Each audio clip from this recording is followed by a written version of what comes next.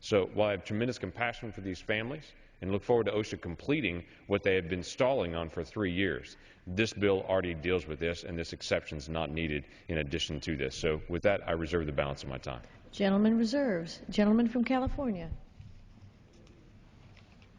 So these workers who work in these dangerous conditions around all kinds of dust that explodes on a moment's notice, without any notice, in fact, they should rely on the idea that we would all be compassionate here.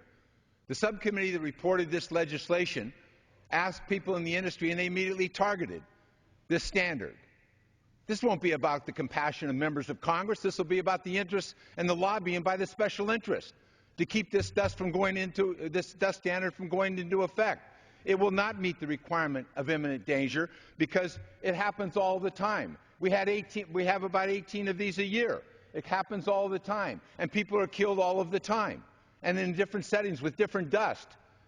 This isn't about one size fits all. This is about dust that explodes and kills people and burns them to death on the job. It destroys the workplace. In some cases, it's never rebuilt. The jobs are never brought back. And in other cases, as in one of these cases, the employer is now saying, give us this dust standard. Give us this dust standard. The workers in this country have a right to rely on the law to protect them, not some notion of this committee or this Congress's sense of passion and whether it will be invoked on that given day or not against the lobbying efforts by these industries.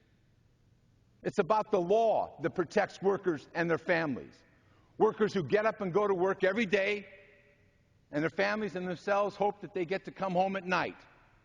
But it doesn't happen for a lot of workers. And in these industries with combustible dust, it happens over and over and over again. They get killed on the job. I've been here a long time working on combustible dust, and let me tell you, the industry doesn't say, oh, gee, we've killed enough people, let's all just kind of hold hands and see if we can come up with something. It's complicated. You must do it right. It's based upon science. It's based upon research so that you can isolate the dust, so you can isolate so the explosions don't happen. But this legislation, suggested by the committee, notices in the committee that this is one of the regulations that they would target. They can use the old conundrum, one size fits all. You know what, if you're working around combustible dust, you want the dust that you have taken care of. So maybe we can whittle it down. We'll take care of some of the dust, but not all of the dust, because we can get under the $100 million rule. What are you talking about? These are the lives of the American people. These are lives of working people. This is an interesting notion you have. It just doesn't fit in the workplace.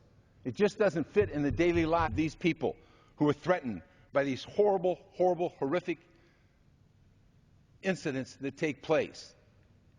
Usually through no fault of the worker. Other decisions were made about not keeping the plant clean. Other decisions were made about not installing equipment that could mitigate this under the old standards.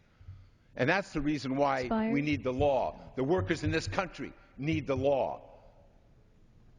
Not some expression of compassion late at night in an empty chamber of Congress. Gentleman's time Tell has them to expired. rely on that.